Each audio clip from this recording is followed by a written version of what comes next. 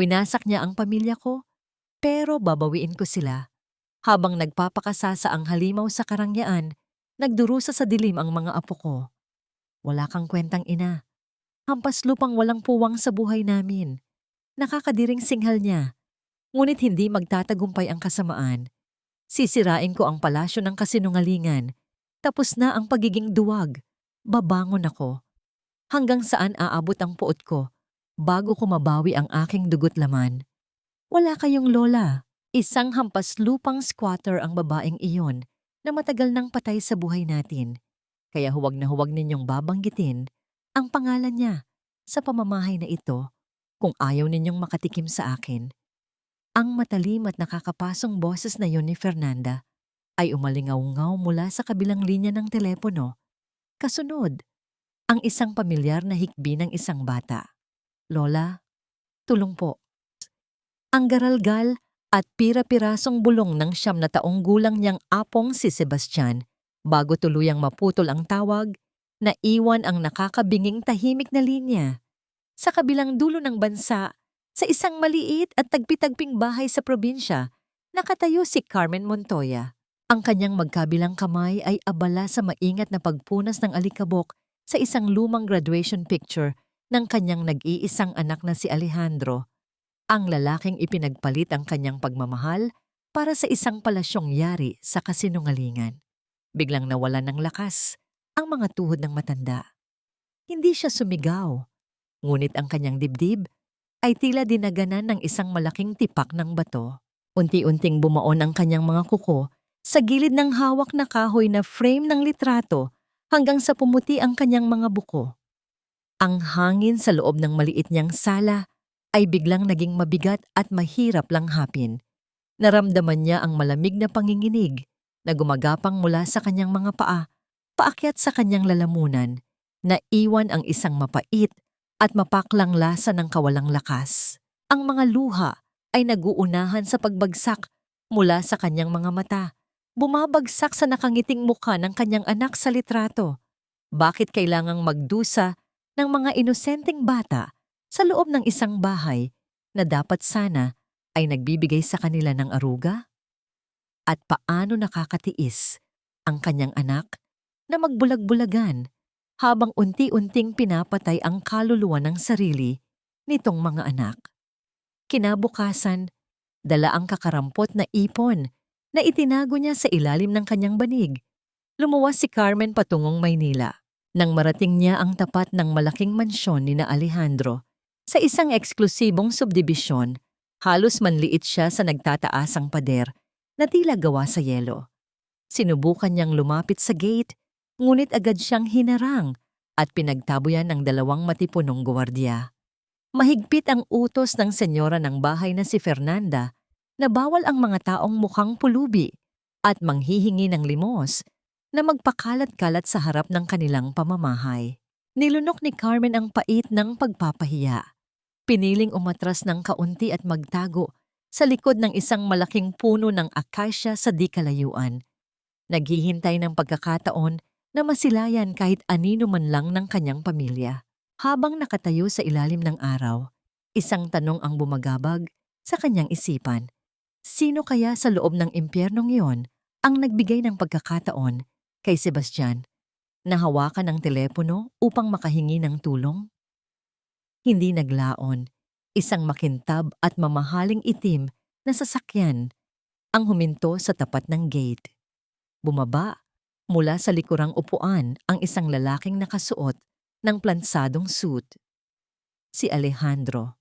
Tila tumigil ang pag-ikot ng mundo ni Carmen. Gusto niyang tumakbo. Gusto niyang yakapin ang anak na halos 10 taon na niyang hindi nakikita. Pilit niyang isinigaw ang pangalan nito. Isang tinig na basag at puno ng pananabik. Ngunit tila nilipad lamang ito ng hangin. Dire-diretso ang lakad ng kanyang anak. Ang mga mata ay nakapako sa hawak nitong cellphone, nakikipagtalo sa kung sino man sa kabilang linya. Ni hindi ito lumingon, ni hindi nito naramdaman ang presensya ng inang nagluwal sa kanya.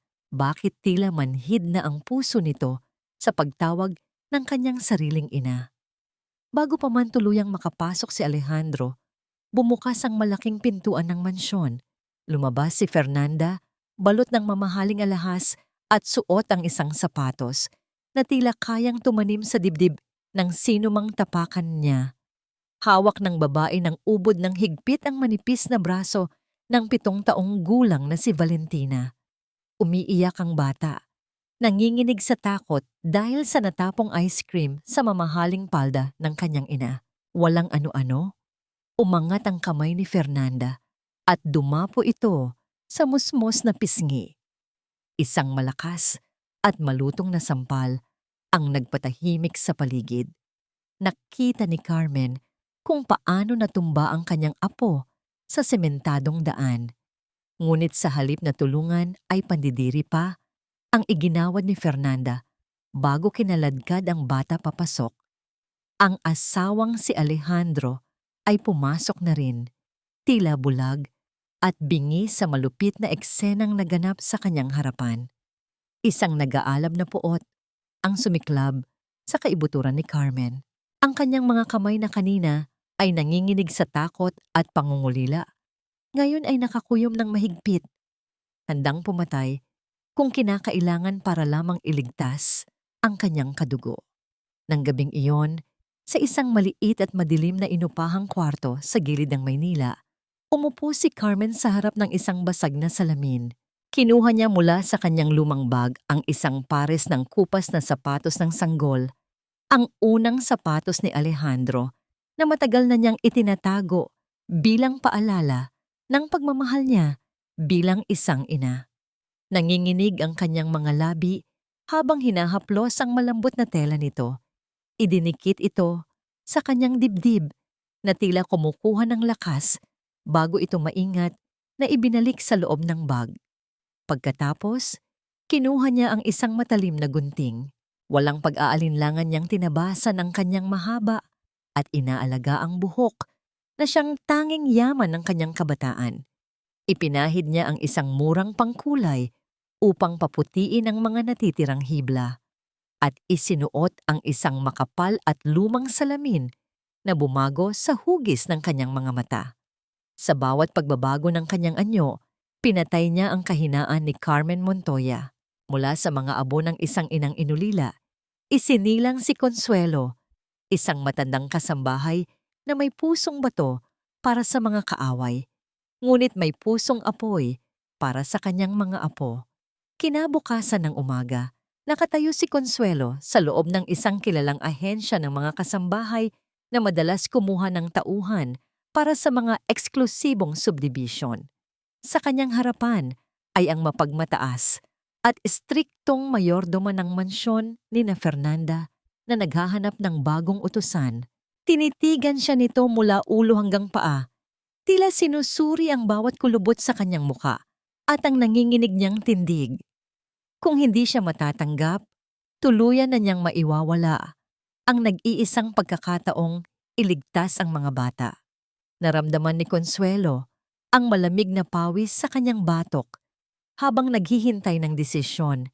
Sa kanyang isipan ay patuloy na umaalingaw-ngaw ang malamig na tunog ng bakal na gate ng mansyon na sumara sa kanyang mukha. Matatanggap kaya ang isang hamak na matanda sa palasyo ng mga demonyo? Ang baho mo, matanda. Siguraduhin mong hindi madidikitan ng maruming balat mo ang mga gamit dito kung ayaw mong ibawas ko sa kakarampot mong sahod ang pambili ng bago.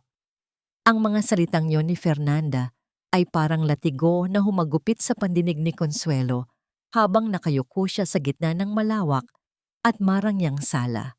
Nakapako ang kanyang paningin sa sariling paang nakasuot ng kupas na tsinelas na tila isang malaking dungis sa gitna ng nagkikislapang puting marmol na sahig.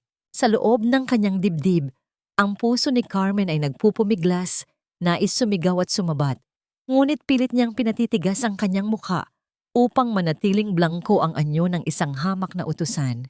Nang iangat niya ang kanyang paningin, nasilayan niya ang kabuuan ng mansyon. Isang palasyong gawa sa salamin at ginto, ngunit ang hangin sa loob ay singlamig ng isang sementeryo. Walang bakas ng init ng isang tahanan. Ang bawat sulok ay tila idinisenyo upang ipamukha sa lahat ang yaman ng pamilya ni Fernanda. Ang bawat hakbang ni Consuelo ay sinusundan ng matatalim na mata ng kanyang manugang, na tila isang agila na naghihintay ng pagkakataon upang tukain ang kanyang biktima. Huwag kang tatanga-tanga, pagpapatuloy ni Fernanda habang maingat na pinupunasan ang kanyang mga kuko. Ang huling katulong dito ay pinalayas ko dahil masyadong malapit sa mga bata. Ayoko ng pakialamera. Naiintindihan mo ba, Manang? Tumango lamang si Consuelo. Ang kanyang lalamunan ay tila punong-puno ng tuyong buhangin.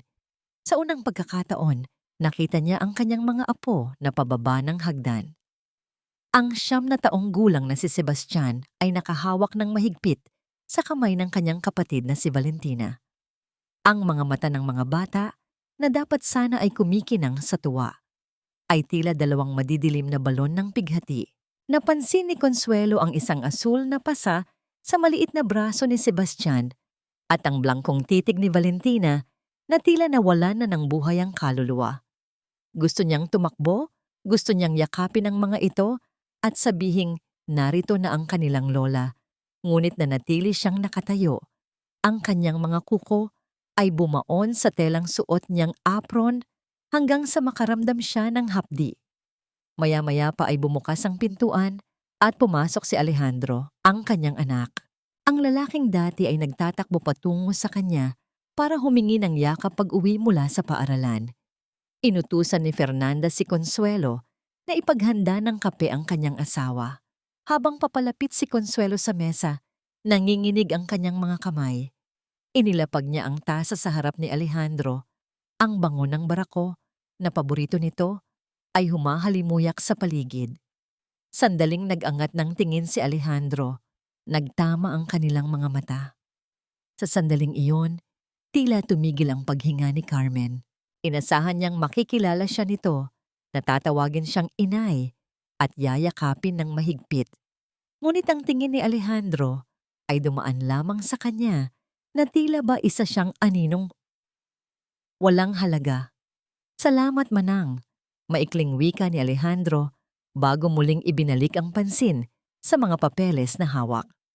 Ang pasalamat na yon ay mas masakit pa sa sampal ni Fernanda. Ang sarili niyang anak ay itinuring siyang isang estranghero sa loob ng sarili nitong pamamahay. Ang pait ng katotohanan ito ay nanuot sa kanyang mga buto.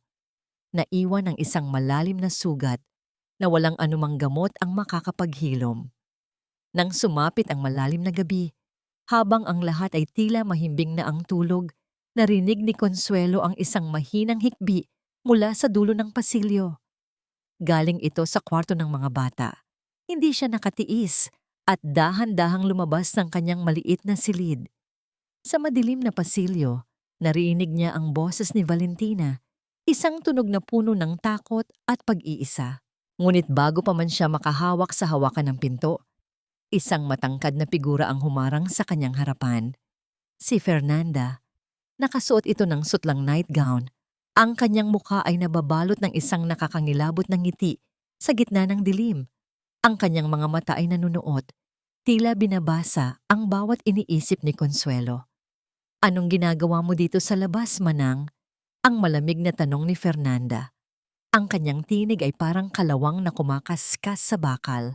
Narinig ko lang po na umiiyak ang bata. Senyora, baka po kailangan ng tubig. Pilit na sagot ni Consuelo, pinipigilan ang panginginig ng kanyang boses. Lumapit si Fernanda. Ang kanyang mukha ay ilang pulgada na lamang ang layo sa mukha ni Consuelo. Naamoy ni Consuelo ang mamahaling pabango nito na tila lason sa kanyang pangamoy. Huwag kang magmalinis, matanda. Ang mga bata sa bahay na ito ay disiplinado sa paraang gusto ko. Kung marinig mo man silang umiiyak, ituring mo yon na musika sa iyong pandinig. Subukan mong manghimasok at sisiguraduhin kong hindi mo lang trabaho ang mawawala sa'yo. Makikita mo ang hinahanap mo. Iniwan ni Fernanda si Consuelo na nakatayo sa dilim, habang ang hikbi ni Valentina ay unti-unting humihina hanggang sa maging isang nakakabiminging katahimikan.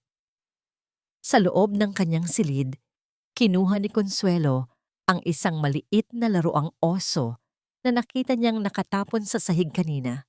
Sirang-sira ito, tanggal ang isang mata at punit ang tahi sa likod. Maingat niya itong nilagyan ng tape. Ang bawat haplos niya sa laruan ay tila isang pangako. Pinunasan niya ang isang luhang pumatak sa kanyang pisngi, isang luhang puno ng puot at determinasyon. Bakit tila nanginginig si Alejandro tuwing naririnig ang boses ng pamilya ni Fernanda sa telepono?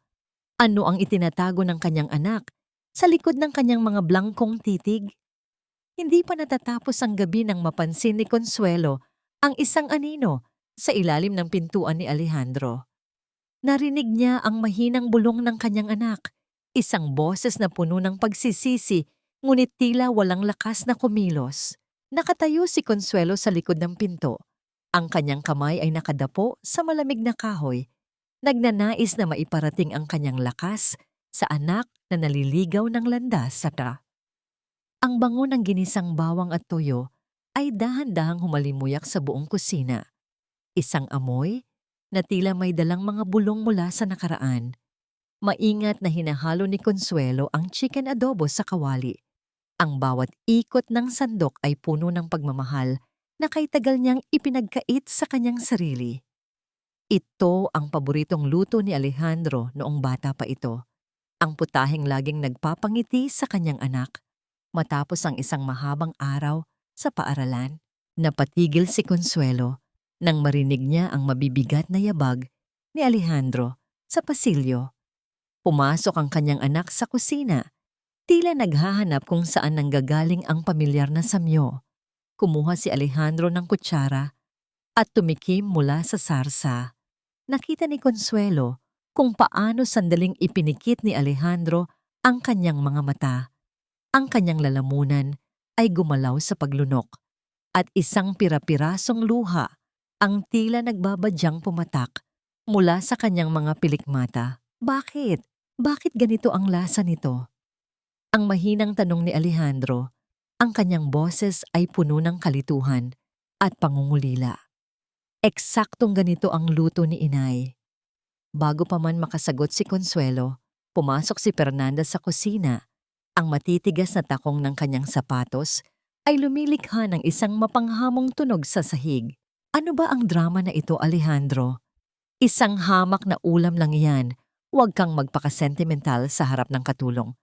Ang mariing sita ni Fernanda, ang kanyang mga mata, ay nanunuot sa galit habang nakatingin sa asawa. At ikaw manang, huwag mong isiping sa pamamagitan ng pagpapakitang gilas mo sa kusina ay makukuha mo ang loob namin. Tandaan mo ang lugar mo. Hindi kumibo si Consuelo. Sa halip, nang wala na ang kanyang mga amo, tahimik siyang naghain para sa mga bata sa isang sulok ng kusina. Palihim niyang dinagdagan ng mas maraming karne ang pinggan ni Sebastian at Valentina. Nakita niya ang panandaliang ningning sa mga mata ng magkapatid. Ang kanilang mga munting kamay ay mabilis na humawak sa kutsara. Sa bawat subo ng mga bata, tila may haplos ng init na dumadaloy sa puso ni Carmen. Ngunit ang katahimikan ay biglang binitak ng isang malakas na tunog ng pagbasag ng bubog mula sa sala. Nagmamadaling tumakbo si Consuelo at nakita ang maliit na si Valentina na nakatayo sa harap ng mga piraso ng isang mamahaling florerang kristal. Nanginginig ang buong katawan ng bata. Ang kanyang mukha ay kasing puti ng papel sa tindi ng takot. Ano ang nangyari dito? Ang sigaw ni Fernanda habang pababa ng hagdan. Ang kanyang mukha ay namumula sa galit. Ang kanyang mga daliri ay nakaturo sa sirang florera na tila ba iyon ang pinakamahalagang bagay sa mundo. Valentina, ikaw ba ang may gawa nito? Napakawalang kwenta mo, talagang bata ka. Puro sakit ng ulo na lang ang ibinibigay mo sa akin. Akmang susugurin ni Fernanda ang nanginginig na si Valentina nang mabilis na humarang si Consuelo sa gitna nila. Ako po, senyora. Ako po ang nakabasag habang nagpupunas. Ang pagsisinungaling ni Consuelo, ang kanyang tinig, ay matatag kahit ang kanyang puso ay tila gustong kumawala sa kanyang dibdib. Paumanhin po, hindi ko po sinasadya. Isang nakakasuklam na tawa ang kumawala sa mga labi ni Fernanda. Nagmamagaling ka? Gusto mong akuin ang kasalanan ng batang ito?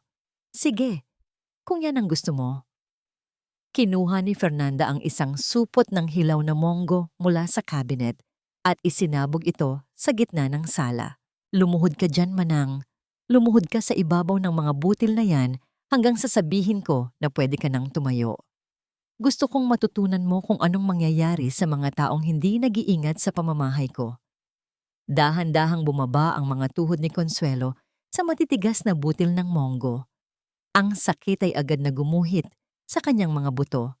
Isang matalim na hapdi na tila ba may mga karayom na bumabaon sa kanyang balat. Ngunit nanatili siyang tuwid. Ang kanyang paningin ay nakapako sa sahig.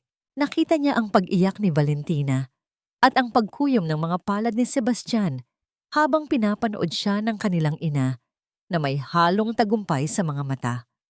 Para sa mga apo niya, titiisin ni Carmen kahit ang pinakamabigat na parusa. Lumipas ang ilang oras, ang gabi ay malalim na, at ang bawat minuto ng pagluhod ay tila isang taon ng paghihirap para kay Consuelo. Ang kanyang mga binti ay manhid na, at ang pawis ay dumadaloy sa kanyang likuran. Nang sa wakas, ay pinanayagan siyang tumayo ni Fernanda. Halos hindi na niya maigalaw ang kanyang mga paa.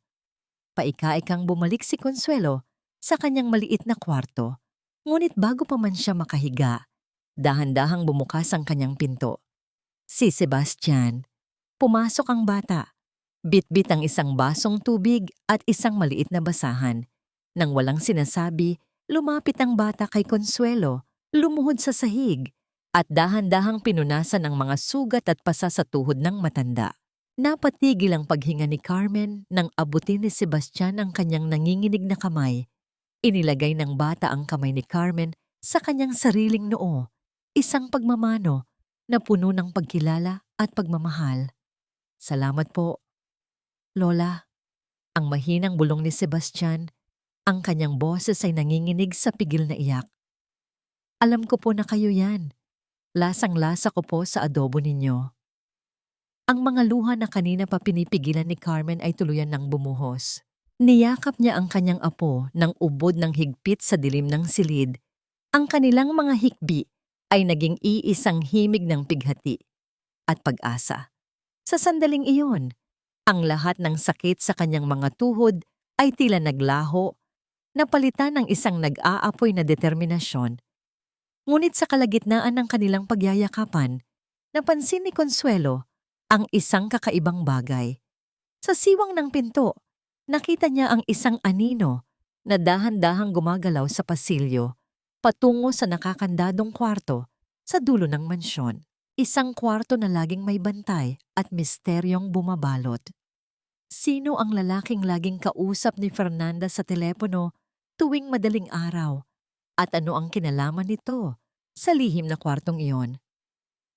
Huwag mong kakalimutan, Alejandro, na kung hindi dahil sa pera ng mga magulang ko, baka hanggang ngayon ay nagkakahig pa rin kayo ng basura ng nanay mong squatter sa probinsya. Utang na loob mo sa akin ang bawat hininga ng kumpanya mo.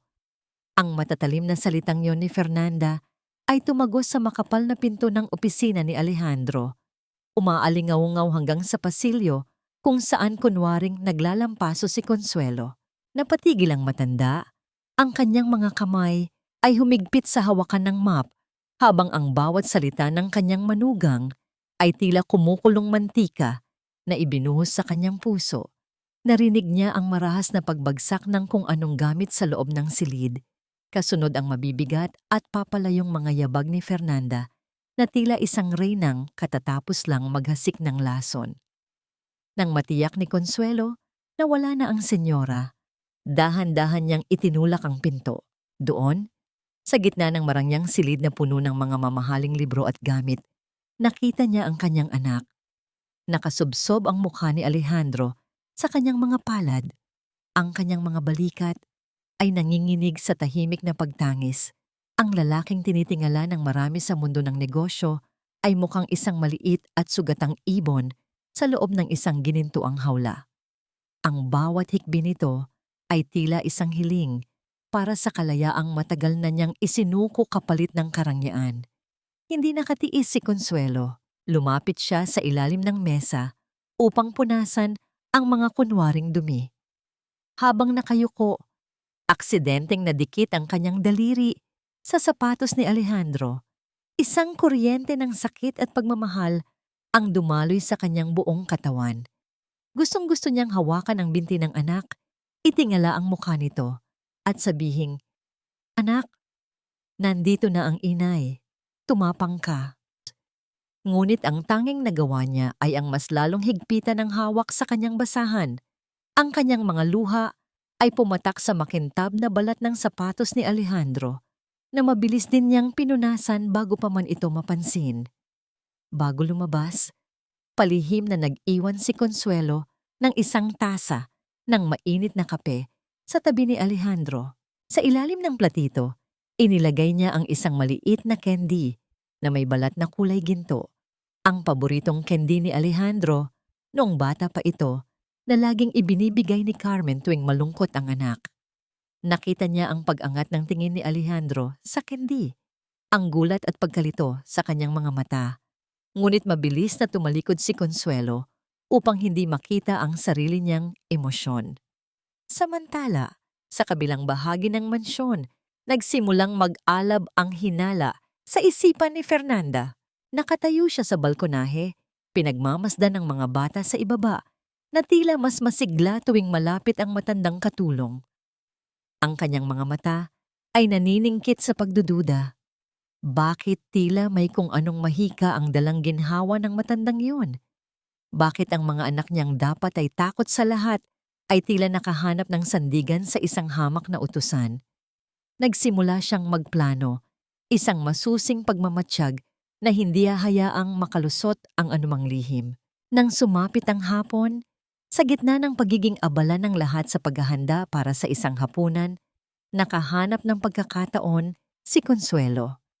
Gamit ang isang susi na palihim niyang nakuha mula sa kabinet ng mayordoma, dahan-dahan niyang binuksan ang nakakandadong kwarto sa dulo ng pasilyo.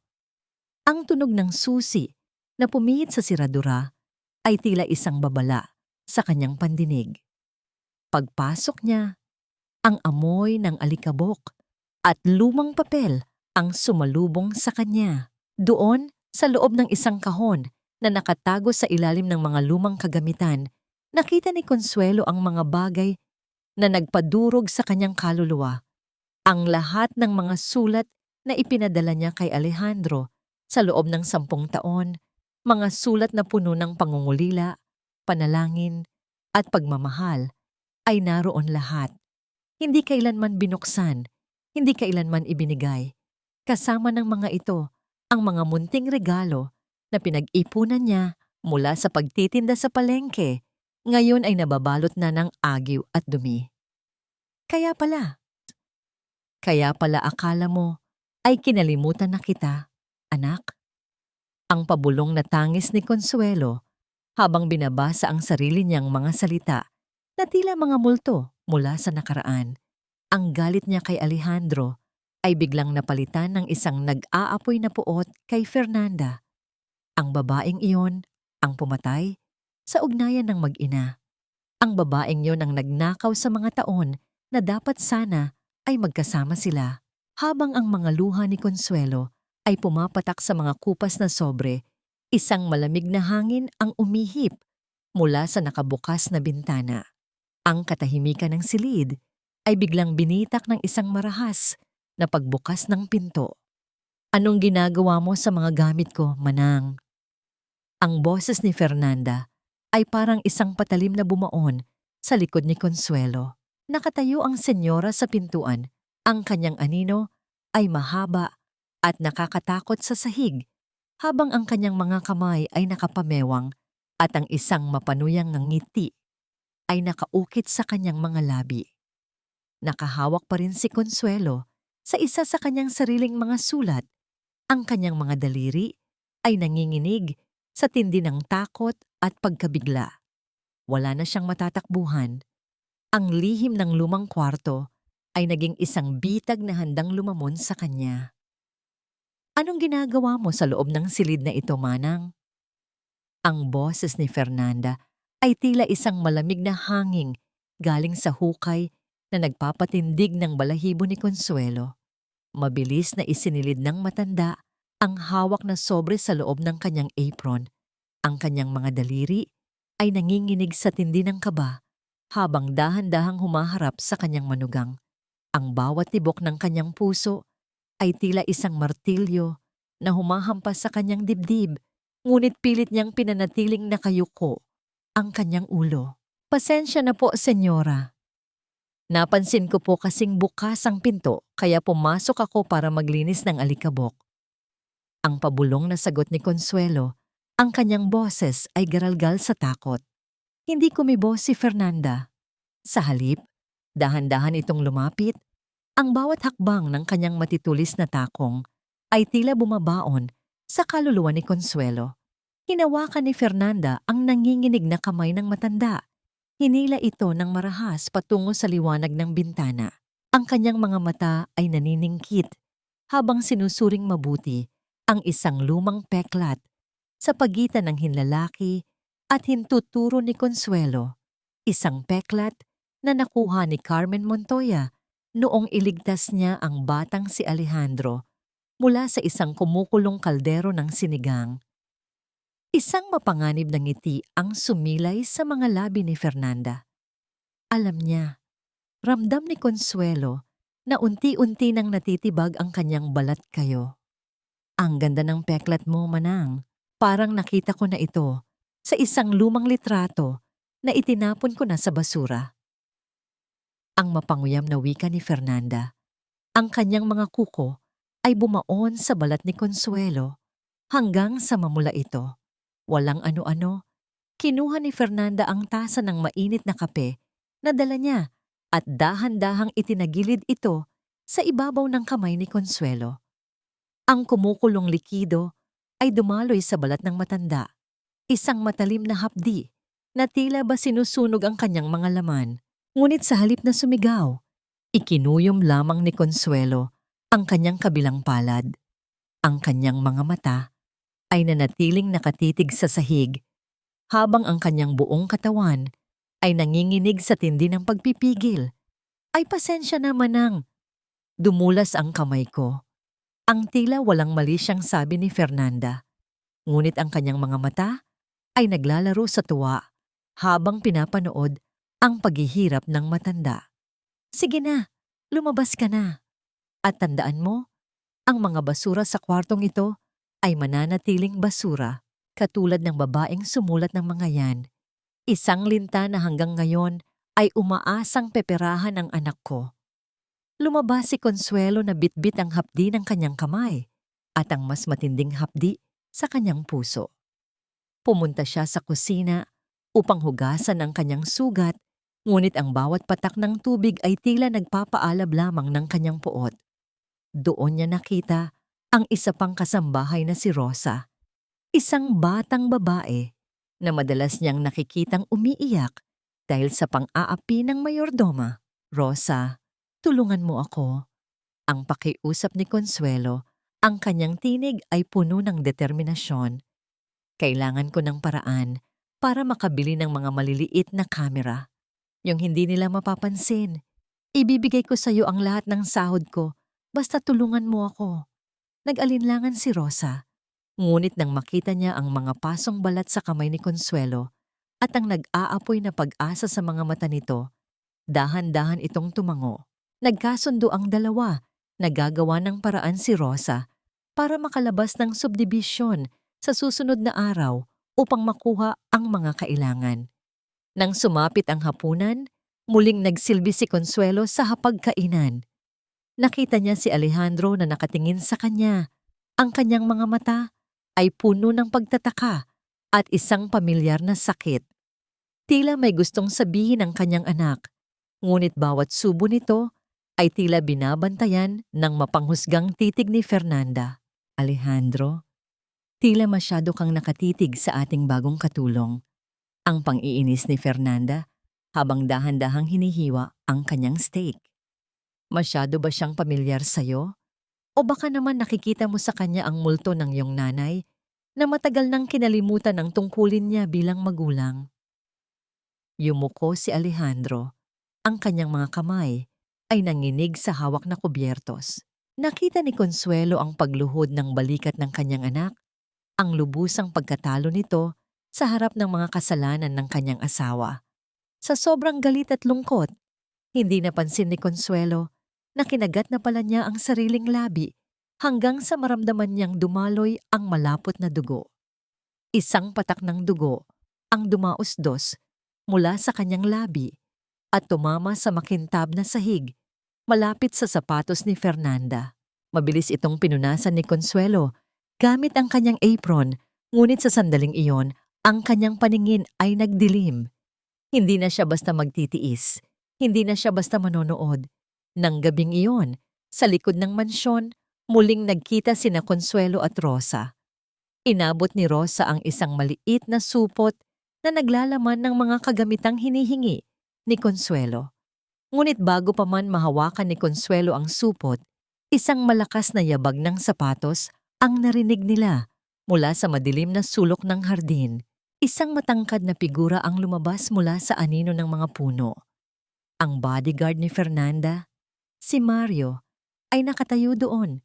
Ang kanyang mga bisig ay nakakrus sa dibdib at ang kanyang mukha ay nababalot ng isang mapagbantay na anyo. "Anong itinatago ninyong dalawa?" ang tanong ni Mario. Ang kanyang boses ay tila isang babala na nagpapatigil sa tibok ng puso ni Consuelo. Nakatitig si Consuelo sa supot, pagkatapos ay sa bodyguard. Ang kanyang lihim na plano ay nasa bingit na ng pagkabigo at ang kaligtasan ng kanyang mga apo ay nakasalalay sa kung anong susunod na salitang lalabas sa kanyang mga labi. "Anong itinatago ninyo?" ang ulit ni Mario. Ang kanyang boses ay tila isang malamig na pader na humaharang sa kanilang daraanan. Ang bawat tibok ng puso ni Consuelo ay tila isang tambol na nagbababala ng panganib. Mabilis na kumilos si Rosa. Pinilit niyang tumawa ng bahagya. Isang tunog na puno ng kaba, ngunit pilit na ginagawang natural. "Ay Kuya Mario, ito bang supot? Mga mumurahing kolorete lang ito at ipit sa buhok na ipinasuyo ko kay Manang Consuelo para sa piyesta sa amin sa susunod na linggo. Gusto ko kasing magmukhang tao kahit papaano," ang paliwanag ni Rosa, habang dahan-dahang binubuksan ang supot upang ipakita ang ilang makukulay na hairpins na sadyang inilagay ni Consuelo sa ibabaw upang itago ang mga maliliit na gamit sa ilalim. Tinitigan ni Mario ang supot ng matagal. Ang kanyang mga mata ay nanunuot. Tila sinusubukang butasin ang plastik sa pamamagitan ng kanyang titig. "Siguraduhin ninyo lang. Alam ninyong ayaw ni Senyora Fernanda ng mga lihim sa loob ng pamamahay na ito." Ang huling wika ng bodyguard bago ito tumalikod at muling lumubog sa dilim ng hardin. Nakahinga ng maluwag si Consuelo, ngunit alam niyang hindi na siya pwedeng mag-aksaya ng oras. Nang sumapit ang madaling araw, habang ang buong mansyon ay nababalot pa ng nakakabinging katahimikan, nanginginig na naglakad si Consuelo sa mga pasilyo. Ang bawat tunog ng kanyang mga yabag sa sahig ay tila ba isinisigaw ang kanyang presensya. Maingat niyang ikinabit ang mga maliliit na kamera, isang mata sa likod ng malaking orasan sa sala at isa pa sa loob ng isang florera sa kwarto ng mga bata. Ang kanyang mga daliri ay nanginginig sa takot, ngunit ang bawat pagkabit niya ay tila isang hakbang patungo sa kalayaan. Nang sumunod na araw, tila mas masama ang timpla ng dugo ni Fernanda. Sa gitna ng tanghalian, inutusan niya si Consuelo na ilabas ang mga tira-tirang pagkain mula sa nakaraang 3 araw. "Kainin mo yan, Manang. Ayoko nang nagtatapon ng pagkain sa bahay na ito." Ang utos ni Fernanda habang nakangiti ng mapait. Ang amoy ng pagkain ay tila bulok na at nakakasuka. Isang amoy na nagpapatuyo ng lalamunan ni Consuelo. Nakita ni Consuelo ang pagkuyom ng mga palad ni Sebastian habang pinapanood siyang kumain ng panis na pagkain sa isang sulok ng kusina. Hindi na nakatiis ang bata. Tumayo si Sebastian at pilit na itinulak ang pinggan palayo kay Consuelo. "Huwag po! Nanay, hindi na po dapat kinakain niyan." Ang sigaw ng bata, ang kanyang boses ay puno ng tapang na hinaluan ng takot. Isang matalim na tunog ng sampal ang pumunit sa hangin. Ang mukha ni Sebastian ay tumagilid at agad na sumulpot ang isang pulang bakas ng mga daliri sa kanyang pisngi. Napasandalang bata sa pader, ang kanyang labi ay nagsimulang dumugo, ngunit hindi siya umiyak.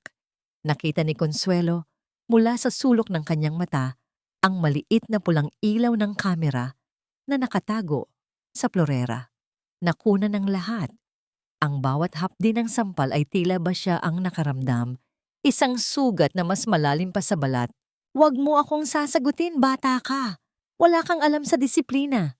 Ang singhal ni Fernanda bago marahas na kinaladkad ang mga bata pabalik sa itaas. Nang gabing iyon, sa loob ng kanyang madilim na silid, binuksan ni Consuelo ang isang lumang laptop na itinago niya sa ilalim ng kanyang higaan, sa loob ng isang butas na sadyang ginawa niya sa ilalim ng sahig. Napanood niya ang bawat segundo ng karahasang naganap kanina. Ang bawat mura ni Fernanda, ang bawat sampal, at ang bawat patak ng luha ng kanyang mga apo ay naroon. Mga ebidensyang unti-unting bubuo sa hatol ng langit. Nang dumating si Alejandro mula sa trabaho, napansin niya ang pasa sa labi ni Sebastian. "Anong nangyari sa'yo, anak?" Ang tanong ni Alejandro. Ang kanyang boses ay puno ng pag-aalala, ngunit may halong takot na malaman ang katotohanan. "Nadapa lang po ako sa kalaro ko sa school, Dad." Ang pagsisinungaling ni Sebastian. Ang kanyang mga mata ay nakapako sa sahig. Tumingin si Sebastian kay Consuelo sa malayo. Isang tingin na tila humihingi ng tawad dahil sa kanyang kaduwagan. Nakita ni Alejandro ang takot sa mga mata ng kanyang anak. Isang takot na dati niyang nakikita sa salamin tuwing hinarap niya si Fernanda. Isang pamilyar na panghihina ang bumalot sa kanya. Ngunit bago pa siya makapagsalita, isang mensahe ang pumasok sa kanyang telepono mula sa isang hindi kilalang numero. "Huwag kang pikit mata sa loob ng sarili mong bahay. Ang lason ay nasa hapagkainan mo." Napatigil si Alejandro. Ang kanyang mga kamay ay nanginginig habang binabasa ang mensahe. Sa kabilang dulo ng mansyon, narinig ang malalakas na yabag ng mga gwardya. Halughugin ang lahat ng kwarto ng mga kasambahay. Iyang marahas na sigaw ni Fernanda mula sa itaas. "Nawawala ang aking diamanteng singsing. Walang matutulog hanggat hindi ko iyon nakikita." Ang tunog ng mga pinto na marahas na ibinubukas at ang sigawan ng mga gwardya ay unti-unting lumalapit sa kwarto ni Consuelo. Nakatitig si Consuelo sa laptop na nakabukas pa rin sa kanyang higaan. Kung mahanap nila ito, hindi lang ang ebidensya ang mawawala, pati na rin ang buhay niya at ang huling pag-asa ng mga bata. Ang kalampag ng pinto sa katabing silid ay tila isang hatol ng kamatayan na papalapit na sa kanyang kinaroroonan. Mabulok ka sa kalsada kung saan ka nanggaling. Matanda, akala mo ba ay hindi ko alam? Ang bawat galaw mo, ang bawat tingin mo kay Alejandro. Amoy na amoy ko ang baho ng probinsya sa bawat hininga mo. Ang mga salitang yon ni Fernanda ay hindi isinigaw, kundi ibinulong ng may kasamang nakapapansing talim sa loob ng maliit na silid ni Consuelo. Ang marahas na paghampas ng pinto sa pader ay umalingaw-ngaw sa buong pasilyo. Kasunod ang pagpasok ng dalawang gwardya na tila mga gutom na asong handang manila. Sa mga sandaling iyon, ang puso ni Carmen ay tila isang ibon na mabilis na humahampas sa hawla ng kanyang dibdib.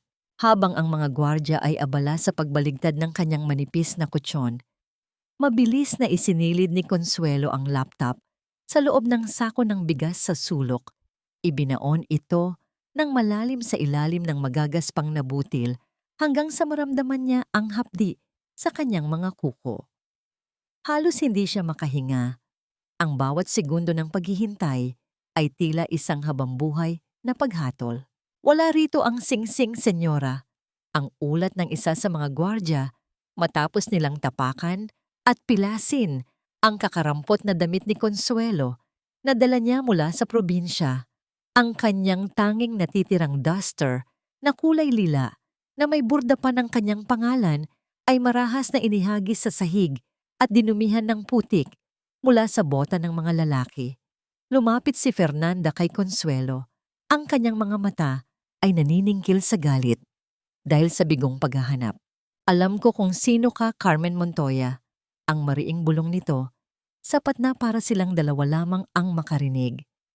At ipapakita ko sa iyo na sa bahay na ito, mas mababa ka pa sa dumi sa ilalim ng sapatos ko. Manood ka lang dahil ang bawat paghihirap mo ay magsisilbing babala sa anak mo. Ang pait ng kahihiyan ay gumuhit sa lalamunan ni Carmen, isang mapaklang lasa na tila lason sa kanyang dila. Ngunit bago pa man siya makasagot, narinig ang nakapanlulumong iyak ni Valentina mula sa pasilyo. Dahil sa takot sa kaguluhan, aksidenteng naihi ang bata sa kanyang suot na pajama. Napakadiri mong bata ka. Wala kang disiplina. Ang singhal ni Fernanda habang kinakaladkad ang maliit na si Valentina patungo sa isang madilim na bodega sa ilalim ng hagdan. Ang boses ng bata ay unti-unting humihina sa bawat pagsamo nito ng "Mama, sorry po." Ngunit tila bato ang puso ng kanyang ina. Hindi nakatiis si Carmen. Sa harap ng mga gwardya at ng kanyang manugang, dahan-dahan siyang bumaba sa kanyang mga tuhod. Ang malamig at matigas na sahig ay tila ba humihigop ng kanyang natitirang dangal. "Maawa na po kayo, senyora. Ako na lang po ang parusahan ninyo. Huwag lang ang bata." Ang pagsamo ni Carmen, ang kanyang boses ay basag at puno ng pighati. Upang patunayan ang kanyang katapatan sa pagpapakumbaba, dinampian niya ng kanyang mga labi ang alikabok sa ibabaw ng mamahaling sapatos ni Fernanda. Ang lasa ng balat ng sapatos at dumi ay humalo sa kanyang mga luha. Isang sakripisyong handa niyang gawin para sa kaligtasan ng kanyang apo. Isang nakakainsultong tawa ang kumawala sa mga labi ni Fernanda bago niya marahas na itinulak palayo ang mukha ng matanda gamit ang kanyang paa. "Hayaan mo siyang mabulok sa dilim. At ikaw, matanda, bumalik ka sa trabaho mo kung ayaw mong isunod ko ang lalaking si Sebastian." Nang makaalis ang lahat, naiwan si Carmen na nakaluhod sa gitna ng kanyang winasak na kwarto. Ang kanyang mga kamay ay nanginginig, hindi dahil sa takot, kundi dahil sa isang nag-aalab na puot na tila bulkan na handang sumabog. Gamit ang isang maliit na hairpin na itinago niya sa kanyang buhok, paika-ika siyang lumapit sa bodega sa ilalim ng hagdan. Sa gitna ng katahimikan ng gabi, maingat niyang kinalikot ang luma at kinakalawang na trangka hanggang sa makarinig siya ng isang mahinang tunog ng pagbukas. Sa loob ng madilim at masikip na bodega, nakita niya si Valentina na nakabaluktot sa sulok, nanginginig sa lamig at takot. Niyakap ni Carmen ang kanyang apo nang ubod ng higpit. Ang init ng kanyang katawan ay naging kumot sa gitna ng kadiliman. "Narito na si Lola, apo. Hindi ka na mag-iisa," ang pabulong niyang pangako. Habang hinihimas ang likod ng bata, ang paningin ni Carmen ay nakapako sa malayo. Ang nalalapit na ika-10 anibersaryo ng kasal ni na Alejandro at Fernanda ay hindi na magiging isang pagdiriwang ng pag-ibig. Ito ang magiging entablado ng kanyang huling paghahanda. Ang bawat silya, ang bawat dekorasyon, at ang bawat bisitang darating ay magiging saksi sa pagbagsak ng maskara ni Fernanda. Hanggang kailan kayang magtiis ng isang ina na makita ang unti-unting pagkawasak ng kanyang mga anak bago niya tuluyang gumuho ang buong palasyo ng kasinungalingan? Buksan mo ang mga mata mo, Alejandro, habang ikaw ay lumulubog sa mga yaman ng iyong mga biyenan. Unti-unting nawawala ang kinabukasan ng iyong mga anak. Ang boses mula sa video ay tumagos kay Alejandro, parang isang matalim na alat na humahati sa kanyang isipan habang nag-iisa siya sa madilim na opisina.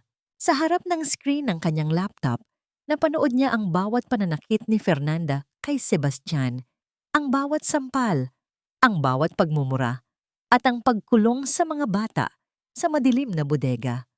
Ang bawat hikbi ng kanyang mga anak ay tila isang sampal sa kanyang pagkalalaki.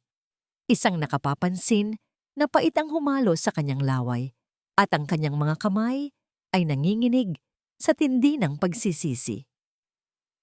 Sa loob ng 10 taon, naging duwag siya. Hinayaan niyang mabulag siya ng utang na loob sa pamilya ni Fernanda, habang ang sarili niyang dugo at laman ay nagdurusa sa ilalim ng sarili nilang bubong. Sa labas ng silid, ang buong mansyon ay tila isang buhay na piyesta. Abalang-abala si Fernanda sa pag-uutos sa mga dekorador. Ang mga pulang rosas na tila kulay ng dugo ay nakakalat sa bawat sulok, at ang naglalakihang chandelier ay nagbibigay ng isang mapanlinlang na kislap sa paligid. Ang bawat ngiti ni Fernanda ay puno ng kayabangan. Tila ba siya ang reyna ng mundong kanyang binuo sa pamamagitan ng pananakit sa iba? Alejandro, bakit tila malayo ang iyong iniisip? Ang malambing ngunit nakakalason na tanong ni Fernanda nang pumasok siya sa opisina. Hinaplos niya ang balikat ng asawa, ngunit sa pagkakataong ito, naramdaman ni Alejandro ang isang matinding pandidiri na gumagapang sa kanyang balat. Napagod lang sa trabaho, Fernanda. Ang maikling sagot ni Alejandro, pilit na itinatago ang nag-aalab na apoy sa kanyang mga mata. Kinagat niya ang kanyang labi hanggang sa malasahan ang malat na dugo para lamang hindi sumabog sa galit. Excited na ako para sa anibersaryo natin bukas. Isang mapaglarong tawa ang kumawala sa mga labi ni Fernanda. Dapat lang, ito ang gabi kung saan ipapakita natin sa lahat kung gaano tayo kaperpekto. Samantala, sa madilim na pasilyo malapit sa kusina, nakita ni Consuelo ang pagkakataon. Nilapitan niya ang technician na nag-aayos ng malaking LED screen at sound system para sa kaganapan bukas. Gamit ang kakarampot na sahod na itinago niya sa loob ng kanyang medyas, palihim niyang iniabot ang isang maliit na sobre sa lalaki. Ang kanilang mga kamay ay panandaliang nagkadikit, isang tahimik na kasunduan na walang salitang kailangan. Rosa, itanim mo ito sa main projector system bago magsimula ang programa. Ang pabulong na bilin ni Consuelo kay Rosa habang iniabot ang master USB.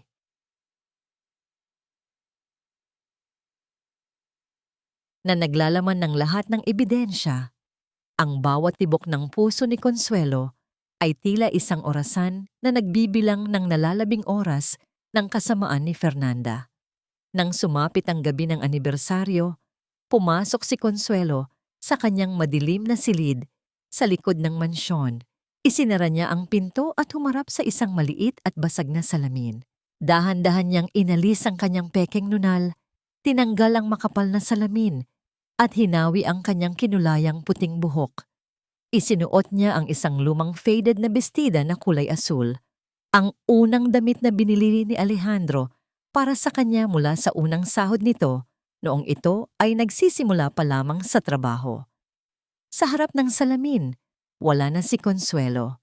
Ang nakatayo doon ay si Carmen Montoya, ang inang handang sunugin ng buong mundo para sa kanyang pamilya. Ang kanyang mga mata ay hindi na puno ng takot, kundi ng isang nagyeyelong determinasyon. Ang bawat kulubot sa kanyang muka ay tila mga mapa ng paghihirap na dinala niya sa loob ng mansyong ito. At ngayon, ang bawat hapdi ay magkakaroon ng kabayaran. Malapit na, Alejandro. Malapit na tayong lumaya. Ang pabulong niyang pangako sa hangin habang hinahaplos ang tela ng kanyang lumang bestida. Sa labas, nagsimula ng dumagsa ang mga bisita. Ang tunog ng mga kubyertos at basong kristal na nagtatamaan ay humahalo sa malambing na musika ng biolin. Ang mga flash ng kamera ay tila mga kidlat na nagbabadya ng isang malakas na bagyo. Umakyat si Fernanda sa entablado, hawak ang mikropono at nagsimulang magsalita tungkol sa tunay na pag-ibig at sakripisyo ng isang ina. Ang bawat salita niya ay tila lason na sumasakal sa pandinig ni Carmen na nakatayo sa dilim ng pasilyo. Ngunit sa kalagitnaan ng talumpati ni Fernanda, habang nakatitig siya sa naglalakihang LED screen na dapat ay magpapakita ng kanilang mga romantic na larawan, isang kakaibang katahimikan ang bumalot sa paligid. Napansin ni Carmen na biglang nawala sa paningin ang kanyang mga apo. Nasaan sina Sebastian at Valentina? Kanina lang ay nasa tabi sila ng mga yaya. Pero ngayon, tila nilamon sila ng lupa sa gitna ng siksikang mga bisita. Eksaktong sa sandaling itataas na ni Fernanda ang kanyang baso para sa isang toast, biglang namatay ang lahat ng ilaw sa loob ng mansyon. Isang nakakabinging katahimikan ang namayani. Kasunod ang isang mahabang tunog ng static mula sa mga speakers na tila ba isang babala ng paparating na hatol. Ang tanging natitirang liwanag ay ang mula sa malaking screen sa entablado na unti-unting bumubukas upang ilantad ang isang katotohanang walang sino man ang handang makita. Patayin ninyo ang screen na yan. Sinisiraan ninyo ako. Isang kasinungalingan ang lahat ng yan. Ang matinis at histerikong boses ni Fernanda ay pumunit sa nakakabininging katahimikan ng malaking sulyap. Sa higanting LED screen na nasa likod niya, hindi ang kanilang mga nakangiting larawan ang nakikita ng mga bisita at ng media. Sa halip, malinaw na bumubulaga ang isang madilim na video. Si Fernanda, hawak ang buhok ni Valentina habang isinusubsob ang mukha ng bata sa isang mangkok ng malamig na pagkain, kasunod ang pag-alingawngaw ng kanyang boses na puno ng pagkamuhi. Wala kayong lola. Isang hampas lupang squatter ang babaeng yon. Ang mga bulungan ng mga panauhin ay tila ba isang dambuhalang alon na humahampas sa bawat sulok ng mansyon. Nakita ni Alejandro ang kanyang asawa sa gitna ng entablado. Ang mukha nito ay namumula at ang mga mata ay naniningkil sa takot at galit. Ang bawat segundo ng video, ang mga sampal, ang mga pagkulong sa bodega, ang mga pasa sa braso ng kanyang mga anak ay tila ba mga pako na ibinabaon sa kanyang sariling kaluluwa. Huwag mong hahawakan ng anak ko. Tapos na ang paghahari mo sa bahay na ito. Isang tinig ang nanggaling sa likuran ng siksikang mga bisita.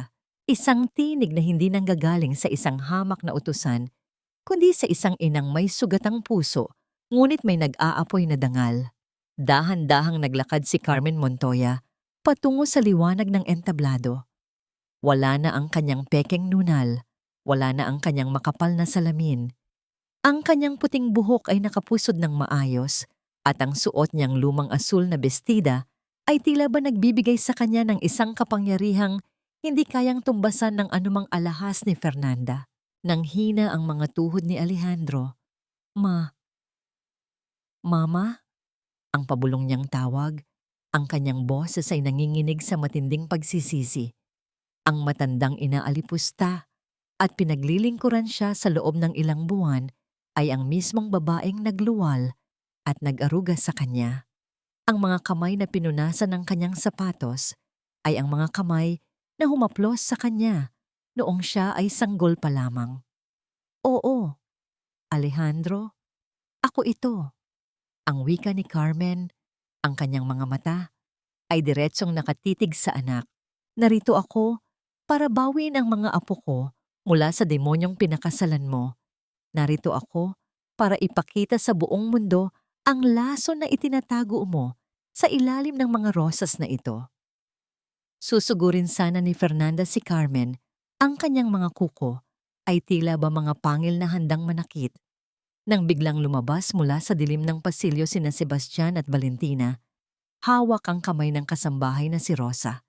Tumakbo ang mga bata patungo kay Carmen at yumakap sa kanyang binti. Tila ba doon lamang sila ligtas mula sa anumang bagyo. Lola, huwag ninyo po kaming iiwan. Ang pira-pirasong salita ni Valentina. Sa unang pagkakataon, matapos ang mahabang panahon ng pananahimik, muling narinig ang boses ng batang ito. Ang tunog ng kanyang pagsasalita ay tila ba isang himala na nagpabagsak sa lahat ng depensa ni Alejandro. Hinarap ni Alejandro si Fernanda. Wala na ang takot sa kanyang mga mata. Wala na ang pagkakagapos sa utang na loob. Tapos na tayo, Fernanda. Hindi mo na muling madidiktahan ang buhay ko o ng mga anak ko. Ang mariing deklara ni Alejandro habang marahas na inaalis ang kanyang singsing at inihahagis ito sa sahig. Ang tunog ng gintong tumama sa marmol ay tila ba ang huling hatol sa kanilang pagsasama. Eksaktong sa sandaling iyon, bumukas ang malaking pintuan ng mansyon at pumasok ang mga operatiba ng pulisya na lihim na tinawagan ni Alejandro matapos niyang mapanood ang lahat ng video. Ang bawat flash ng kamera ng media ay tila ba mga kidlat na sumusugat sa mukha ni Fernanda habang pinapopuswasan siya sa harap ng kanyang mga kaibigan at kasosyo sa negosyo. Hindi ito maari. Ako ang senyora dito. Pakakawalan ninyo ako.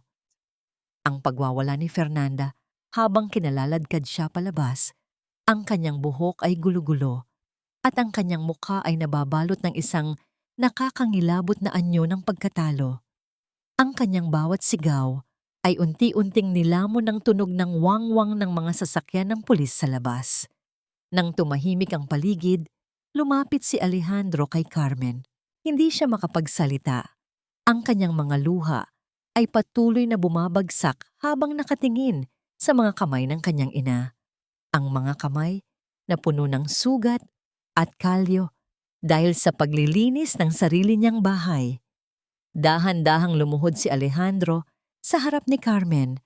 Ang kanyang noo ay idinikit niya sa mga kamay ng ina, humihingi ng tawad na hindi sapat ang anumang salita upang mabayaran. Patawad, ma. Patawad dahil naging bulag ako. Ang hikbi ni Alejandro na tila isang batang muling naghahanap ng yakap ng magulang. Naramdaman ni Carmen ang mainit na luha ng kanyang anak sa kanyang balat. Hinaplos niya ang buhok ni Alejandro, isang haplos na puno ng pagpapatawad, ngunit may kasamang bigat ng nakaraan. Gayunpaman, sa tindi ng emosyong naranasan, biglang nakaramdam si Carmen ng isang matinding pagkahilo. Ang paligid ay unti-unting nagdilim at ang huling narinig niya ay ang pagsigaw ng kanyang pangalan bago siya tuluyang bumagsak sa mga bisig ni Alejandro. Ma, gising na po, ma. Nandito na kami. Ang mahinang bulong na yon ni Alejandro, ang unang tunog na nagpabalik sa katinuan ni Carmen. Dahan-dahan niyang iminulat ang kanyang mga mata, sinalubong ng nakakasilaw na puting liwanag ng kisame ng ospital. Ang amoy ng gamot at malinis na tela ay tila isang kumpirmasyon na wala na siya sa impyernong binuo ni Fernanda. Sa kanyang tabi, nakita niya ang kanyang anak. Hindi ang mapagmataas na negosyanteng nakasuot ng suit, kundi ang lalaking may mapupulang mata sa puyat, gulugulong buhok at hitsurang pasang-pasa ang kaluluwa. Naramdaman ni Carmen ang mahigpit na pagkakahawak ni Alejandro sa kanyang kamay. Ang init nito ay tila nagpaparamdam na muli silang nagkaisa. Mapatawarin ninyo ako. Masyado akong nabulag sa utang na loob na hindi ko na napansin na unti-unti na palang kinakain ng dilim ang pamilya ko. Ang hikbi ni Alejandro, ang kanyang boses ay puno ng pagsisisi na tila ba isang lason na dahan-dahang inilalabas mula sa kanyang sistema. Bago pa makasagot si Carmen, dahan-dahang bumukas ang pinto ng silid. Pumasok sina Sebastian at Valentina, bit-bit ang isang maliit na bungkos ng mga bulaklak na pinitas nila sa labas. Ang dating blangkong tingin ni Valentina ay napalitan na ng isang ningning na tila ba isang bituin na muling sumikat matapos ang mahabang bagyo. Lola, Lola, gising na po kayo. Ang masayang sigaw ni Valentina habang mabilis na lumalapit at yumayakap sa baywang ni Carmen. Ang boses ng bata ay tila isang pinakamagandang musika na nagpawi sa lahat ng hirap na pinagdaanan ni Carmen bilang si Consuelo. Sa bawat haplos ni Carmen sa buhok ng kanyang mga apo, naramdaman niya ang unti-unting paghilom ng kanyang sariling mga sugat. Makalipas ang ilang araw, hinarap ni Alejandro ang pamilya ni Fernanda. Sa harap ng mga abogadong nakasuot ng mamahaling damit, inilatag ni Alejandro ang lahat ng kanyang desisyon. Ibinabalik ko sa inyo ang bawat sentimo, ang bawat lupain, at ang bawat posisyon sa kumpanyang ibinigay ninyo. Hindi ko kailangan ng kayamanang galing sa pananakit sa mga anak ko. Ang mariing wika ni Alejandro, ang kanyang tinig ay matatag at hindi na nanginginig sa takot. Pinili niyang isuko ang lahat ng luho upang mabayaran ang utang na loob na siyang naging tanikala sa kanyang leeg sa loob ng mahabang panahon. Samantala, sa loob ng malamig na rehas ng kulungan, ang dating marangyang buhay ni Fernanda ay nauwi sa isang malagim na katotohanan. Ang babaeng dati ay kinatatakutan dahil sa kanyang kapangyarihan ay ngayon ay nakaupo sa sulok. Kinakausap ang pader habang unti-unting nilalamon ang sariling galit at paranoia. Ang kanyang perpektong maskara ay tuluyan ng nadurog, naiwan ang isang kaluluwang hubad at puno ng kapaitan, ang sukdulang karma para sa isang taong nagnakaw ng kaligayahan ng iba. Nang sumapit ang hapon ng kanilang pag-uwi, binalikan nila ang mansyon sa huling pagkakataon upang kunin ang kakarampot nilang gamit. Tiningnan ni Carmen ang malawak na hagdan kung saan siya dati ay pinaluhod sa monggo. Tinitigan niya ang bintana kung saan siya palihim na nanonood sa mga apo. Ngunit sa halip na puot, isang malalim na buntong hininga ng kaluwagan ang kumawala sa kanyang dibdib. Isinara ni Alejandro ang malaking pinto ng mansyon. Ang tunog ng pagsara nito ay tila ba ang huling tuldok sa isang madilim na kabanata ng kanilang buhay. Sumakay sila sa isang simpleng sasakyan, malayo sa mga bodyguard at luxury cars na dati nilang nakasanayan. Habang bumibiyahe patungong probinsya, nakasandal ang ulo ni Carmen sa balikat ni Alejandro, habang ang mga bata ay mahimbing na natutulog sa likuran. Ang tanawin ng mga luntiang bukid at ang dahan-dahang paglubog ng araw ay tila ba isang paanyaya para sa isang bagong simula. Nang makarating sila sa maliit na bahay ni Carmen, ang amoy ng sariwang damo at ang malamig na simoy ng hangin sa probinsya ang sumalubong sa kanila. Wala ditong mga chandelier o marmol na sahig, ngunit ang bawat sulok ay puno ng init at liwanag ng tunay na pagmamahal. Nagluto si Carmen ng paborito nilang pagkain at sa pagkakataong ito, hindi na siya kumakain sa sulok ng kusina. Nakaupo siya sa kabisera, pinagmamasdan ng kanyang anak na muling natutong tumawa at ang mga apo na masayang nagkukwentuhan. Naramdaman ni Carmen ang isang mainit na haplos sa kanyang kamay. Inabutan siya ni Alejandro ng isang baso ng mainit na gatas, isang simpleng gawain na kabaligtaran ng pagpapaalila nito noon. "Ma, dito na tayo. Dito tayo magsisimulang muli." Ang bulong ni Alejandro nang may kasamang tunay ng ngiti. Nakatitig si Carmen sa labas ng bintana habang pinagmamasdan ang mga bituin sa langit. Ang bawat hapdi ng kanyang mga tuhod, ang bawat patak ng luha, at ang bawat kahihiyang tinanggap niya bilang si Consuelo ay tila ba naging mga binhi na ngayon ay namumukadkad na bilang isang magandang bukas. Nahanap na nila ang tunay na halaga ng kalayaan, isang kalayaang hindi nabibili ng pera, kundi napatutunayan sa pamamagitan ng sakripisyo at pagmamahal. Makalipas ang isang taon, ang simoy ng hangin sa aming probinsya ay tila isang banayad na haplos na nagpapawi sa lahat ng pait ng nakaraan. Nakaupo ako sa aking paboritong tumba-tumba sa ilalim ng puno ng mangga, pinagmamasdan ang ginintuang sikat ng araw na unti-unting lumulubog sa likod ng mga bundok. Wala na ang makapal na salamin ni Consuelo, wala na ang pekeng nunal, at wala na ang mabigat na pasanin sa aking dibdib. Mula sa bakuran, naririnig ko ang malakas na tawanan nina Sebastian at Valentina habang hinahabol ang aming aso. Ang boses ni Valentina ay tila isang masayang awit na hindi na kailanman mapapatigil ng takot. Wala na ang mga asul na pasa sa kanilang mga braso.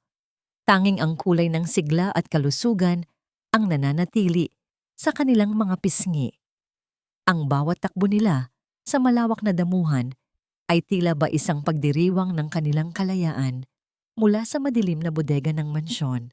Lumabas si Alejandro mula sa aming maliit na bahay, bitbit ang isang tray ng merienda. Bagamat pawisan siya mula sa pagtatrabaho sa aming maliit na farm, ang kanyang mga mata ay may taglay na kapayapaang hindi kayang bilhin ng lahat ng yaman ng pamilya ni Fernanda.